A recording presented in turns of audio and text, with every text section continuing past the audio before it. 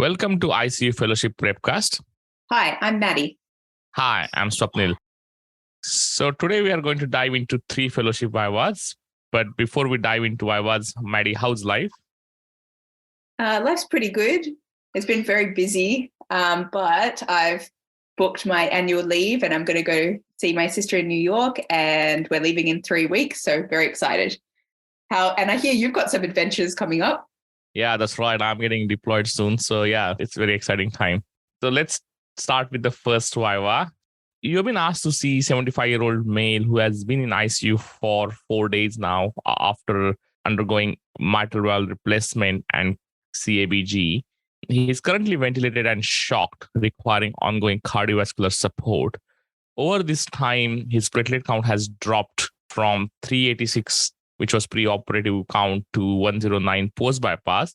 And now on day 5, it has dropped to 61. So, Maddie, what are the likely causes of thrombocytopenia in this situation? So the likely causes in this gentleman are via increased destruction or consumption, decreased production, dilution, sequestration, or a factitious result. So in terms of increased consumption or destruction, this might be drug-related, especially things like heparin during bypass. It could be post-transfusion purpura if he was transfused intraoperatively, or it could be antibiotics, and common ones that can cause this are things like ampicillin, piperacillin, or vancomycin, which he might have received as prophylaxis surgically, or digoxin, especially if he had some arrhythmias.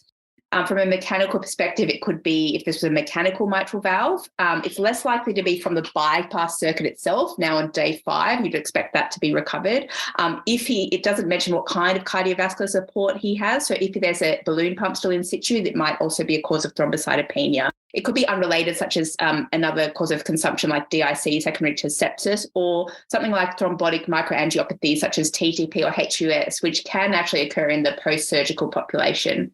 From a decreased production perspective, it could be drugs, other antibiotics, including beta-lactams or linezolid. Could be from a new or underlying infection, such as EBV, hepatitis, a different bacterial sepsis or HIV. And less likely in this man, but an underlying comorbidity, such as a neoplasm or liver disease.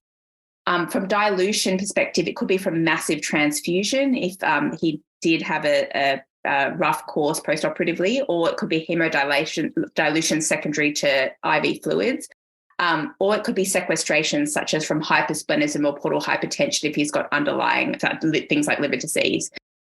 Fictitious causes is much less likely. It could be if it was collected in an EDTA tube. So to negate this, you can recollect in a citrate tube, or if it was a traumatic vein puncture. But this is much less likely, as if he's still ventilated and shocked, he'd be having arterial and central access, and so generally blood draws wouldn't be difficult.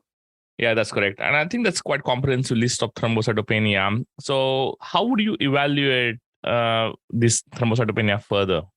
So this would require obtaining further information through history, examination, and investigations. So the history would be targeted and include his course in ICU and trajectories, such as symptoms and signs that might point to another cause. For example, signs of sepsis or fevers, localizing symptoms, any comorbidities, especially things like autoimmune conditions, neoplasms, liver disease, any medications he was given, such as antibiotics, heparin, especially the time course if he was given heparin, transfusions, or if he did receive large volumes of fluid.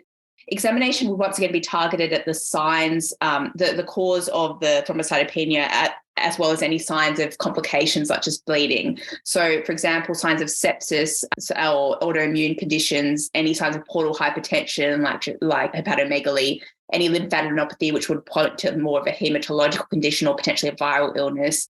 Any signs of bleeding, or DIC or purpura, and any signs of thrombosis such as skin necrosis, leg swelling, strokes, or limb ischemia.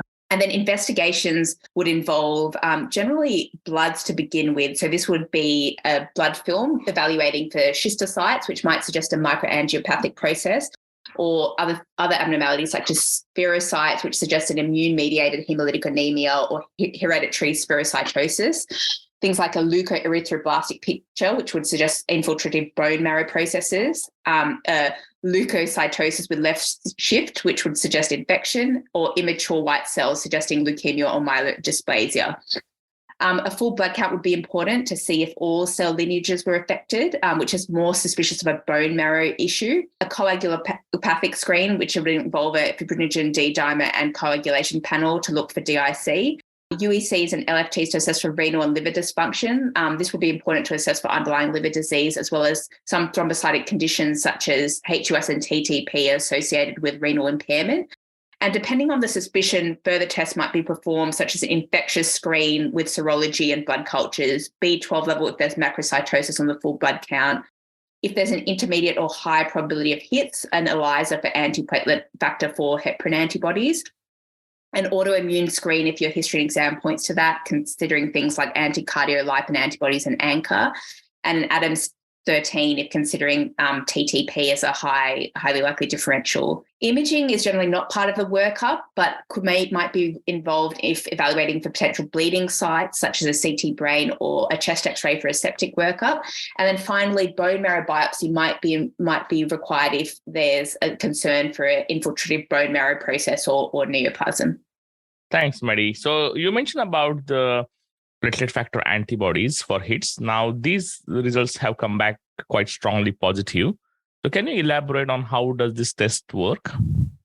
Yeah, so this is an immunoassay that detects the presence of antiplatelet factor IV and heparin antibodies in the patient's blood. The way they perform it is by adding the patient's serum to a plate which is coated with heparin and platelet factor IV complexes. So if antibodies are present in the patient's blood, they will then bind to these complexes on the plate. Then a second antibody to human immunoglobulin is attached to an enzyme and added to this plate. Following this, a substrate for the enzyme is added, and the product of this enzyme substrate reaction results in a change in colour. The colour intensity is directly proportional to the degree of the conjugate binding, which is then directly proportional to the amount of the hit antibody present. The colour intensity is reported as the optical density at a specific wavelength, and a higher optical density represents a higher amount of antibody in the patient's serum, which is then more strongly suggestive of hits. And there's different cutoffs depending on the lab and the institution that you work at. That's great. So what other types of tests are available to diagnose hits, and when would you perform the other test over this PF antibody test? So the main other category of tests available are functional assays, and these assess the ability of hit antibodies in the patient's serum to activate test platelets. The main type of functional test is a serotonin release assay, which detects the release of serotonin from test platelets in the presence of patient serum and heparin. The serotonin release assay is considered the gold standard for detection of hits and is more specific than immunoassays, but it's also more expensive, it's less easily available, and it takes longer to run. So I generally would only perform it if the immunoassay result was indeterminate, which depends on the optical density, or if there's an unexpected result. For example, the clinical position is really high, but the immunoassay result's quite low. Also, in some institutions, the serotonin assay is performed if the immunoassay result is positive, but with the knowledge that this will take longer to run and we'd still treat as hits in the meantime. Yeah, that's right. And I guess before we send this test, usually you calculate your 4T score to find out what's the likely probability of this patient having hits. And I guess sometimes patients do develop hits even when they received enoxaparin, so not necessarily only unfractionated heparin. So keeping your broad differentials and then narrowing it down with the diagnostic or confirmatory test is really important. Now, obviously, this patient has diagnosed now with hits. What would be your approach if it's currently requiring anticoagulation? So I think the important thing is firstly to stop the heparin and obtain baseline coagulation profile and check his organ function, so his renal and his LFTs, because that could also determine what anticoagulation is used. If this patient had no severe hepatic dysfunction, then I would start argatroban. That's basically in an institutional policy where I work. So this is a parenteral direct thrombin inhibitor, and it has a short half-life, and its effect can be monitored by the APTT. So this is useful in the post-cardiac surgery population, as it can be easily titrated and seized if required. It's also important to know with warfarin, patients aren't started on warfarin immediately with hits. They need to be therapeutically anticoagulated with another agent for a certain period of time. Otherwise, there's a strong procoagulant effect of warfarin. Yeah, that's right. And I guess every institute will have probably slightly different preference. Like, for example, we use bivalirudin infusion rather than agatroban infusion. The idea is to have something which is very short acting, can be monitored, and can be given as an infusion. So in case patient is developing bleeding, we can stop it. You don't need to wait for a reversal agent. And I guess once patients are stable, then they can go on to long-term anticoagulation.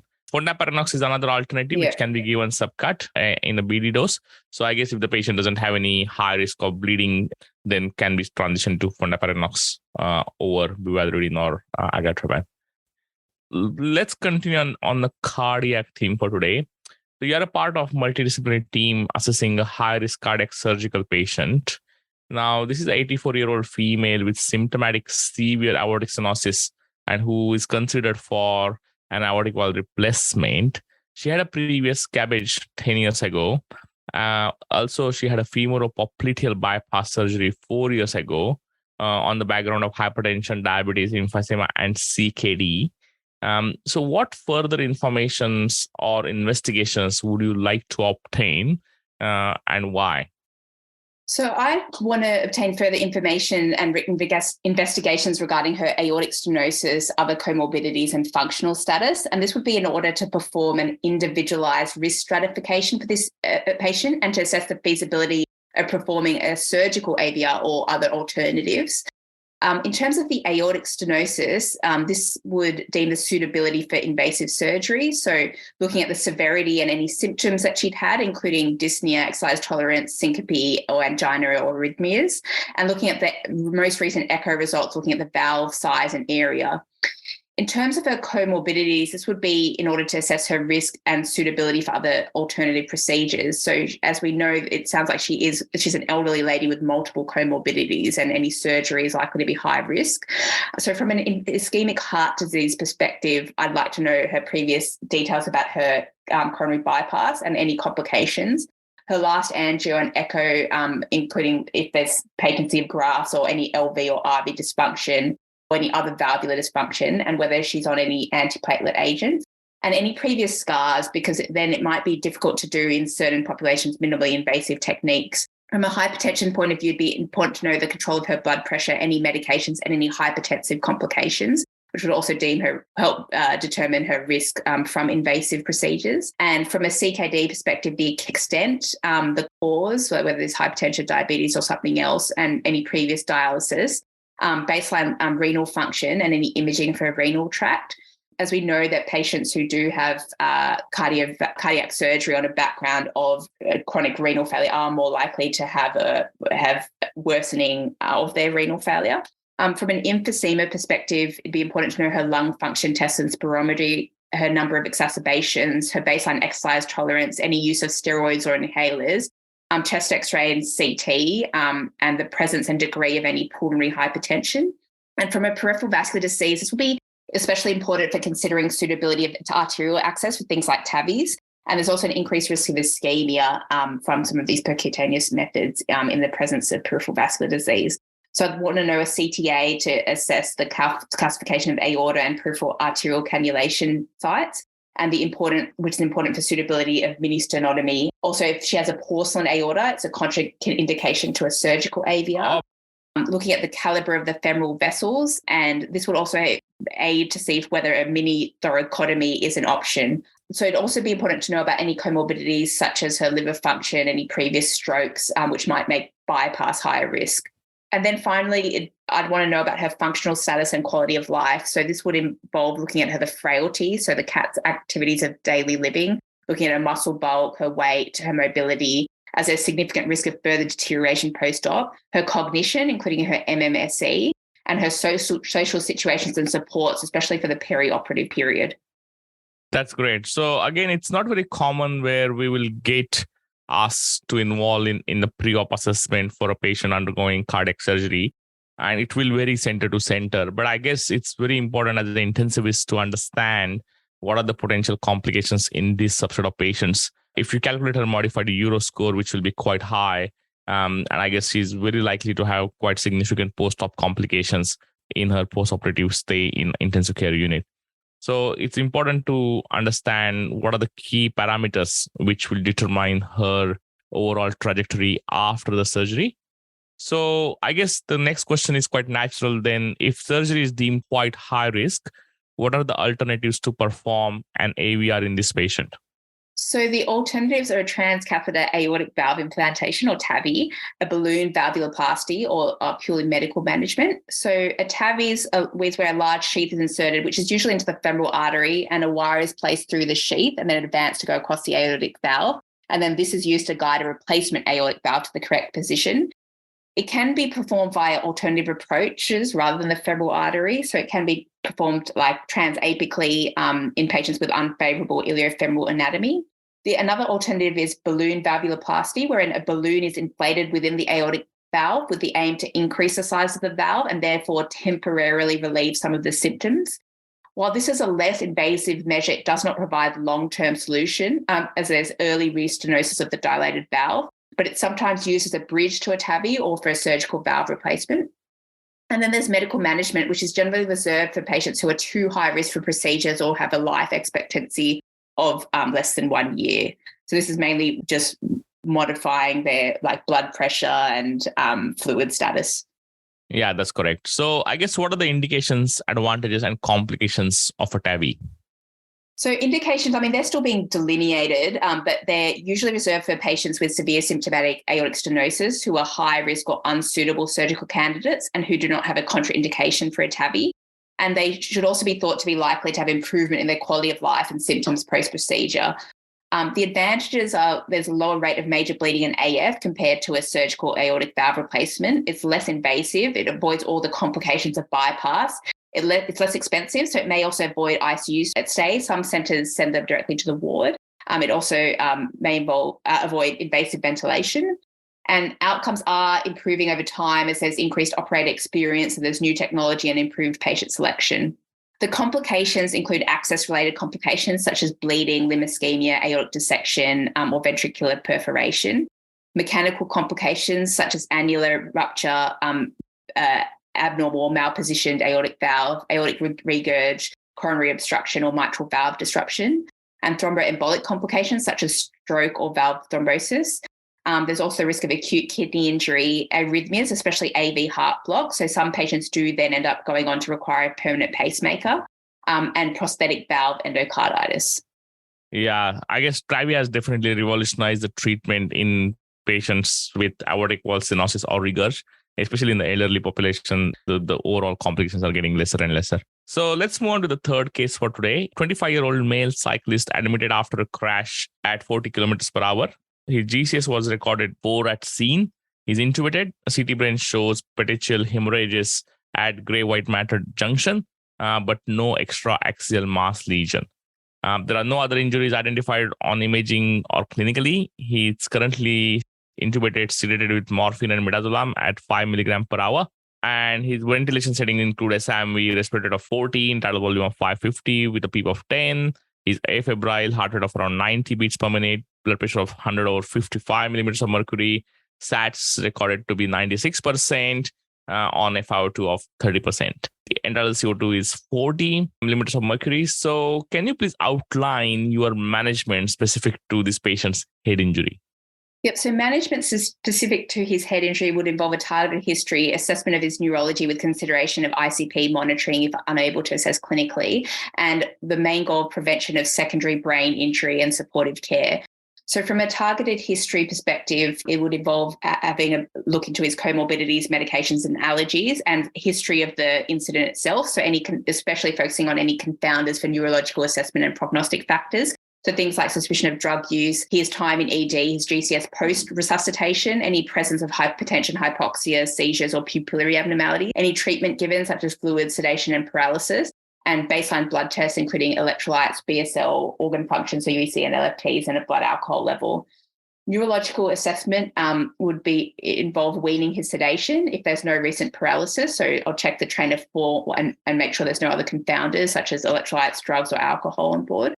I'd also change him from Midaz to propofol as a shorter onset and offset time and easier to assess his neurology.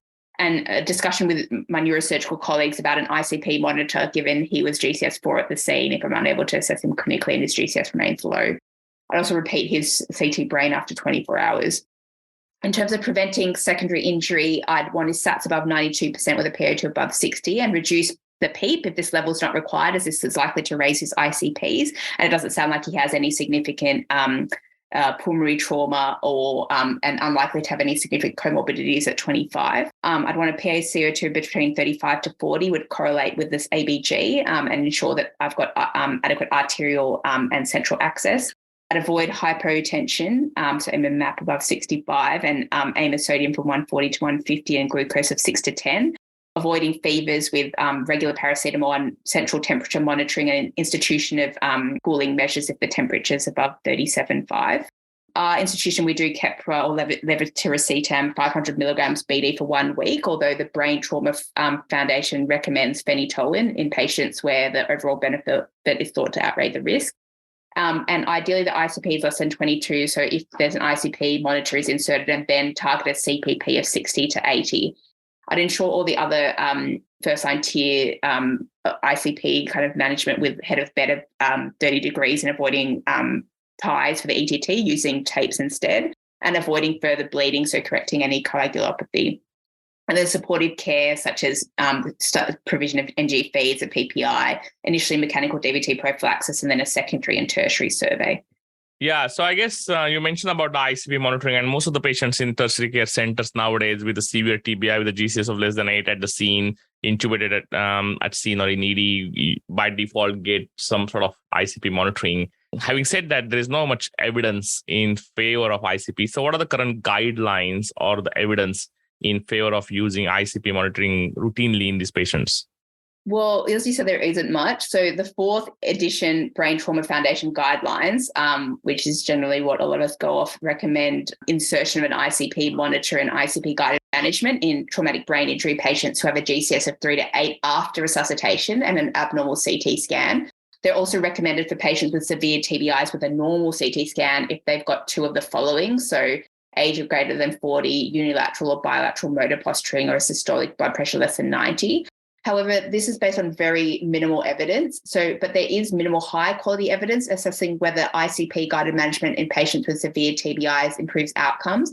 Although it's difficult to get RCTs and high quality evidence on this because in our current clinical environment, it's considered almost a standard of care. So there's lack of equipoise to perform required RCTs. So we've got very poor quality evidence to go off. And now it's just basically institutional everywhere. Yeah, that's right. And then obviously the one large randomized control trial which was performed in Bolivia with patients who were either given ICP monitoring or a CT scan, I guess did not show any difference between performing a CT scan versus routine use of ICP monitoring.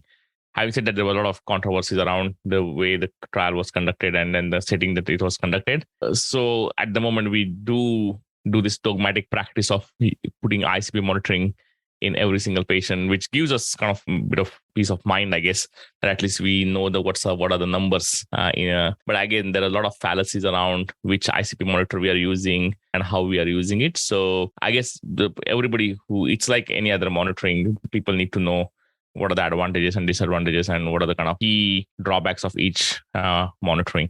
So I guess the another controversy in this subset of patients is DVT prophylaxis. So what's your practice that when you would commence DVT prophylaxis in this patient?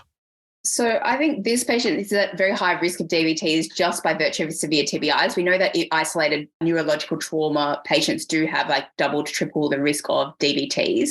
So I would commence chemical DVT prophylaxis in this patient if a follow-up CT brain at 24 hours showed no new or progression of intracranial hemorrhage, and he had no other significant sequelae of trauma that was a contraindication to chemoprophylaxis, which it sounds like he doesn't. Yeah, I guess the only thing is caveat that is you need to discuss with your neurosurgical colleagues. Often they are the ones who are very reluctant to start any DVT prophylaxis, at least for first 7 days. That's way too long. I know. And that's, again, without any evidence. So this is always going to be a controversial area and where you have to have ongoing discussions and negotiations with your neurosurgical colleagues, which is quite interesting. Now, can you list the prognostic factors for patients with traumatic brain injury? So there's clinical and radiological factors. So from a clinical perspective, an age greater than 40, a low GCS post-resuscitation, hypotension or hypoxia, any pupillary abnormalities. So obviously fixed and dilated pupils is much worse, and the presence of significant comorbidities. From a radiological perspective, CT findings that are poor prognostic markers are obliteration of the third ventricle basal cistern, midline shift, if there's traumatic subarach or petechial hemorrhages, any brainstem injury or any unevacuated hematoma. And on MRI, any brainstem lesions, diffuse axonal injury or damage to the splenium of the corpus callosum. Oh, so there's also calculators that are used to help with calculating prognosis, and these include the TBI impact calculator or the crash calculator, which you can get online. Great. Thanks, Maddie. So I guess that's the end of our 3 Vivas.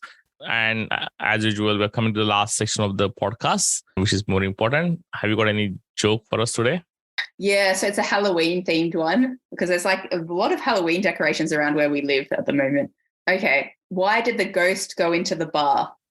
Okay, ghost going into bar, and it's a neuro theme. Obviously, not going to be to drink wine. For the booze.